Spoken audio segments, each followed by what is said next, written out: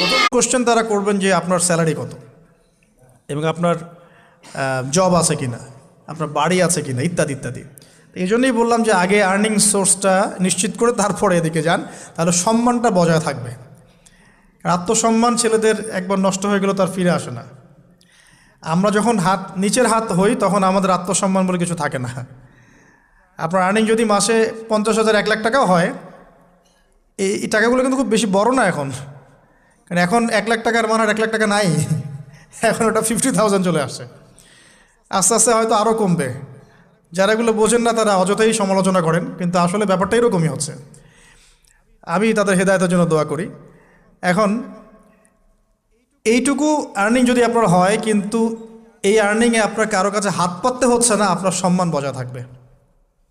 যখনই আমাদেরকে হাত পাততে হবে আমাদের সম্মানটা কমে যায়।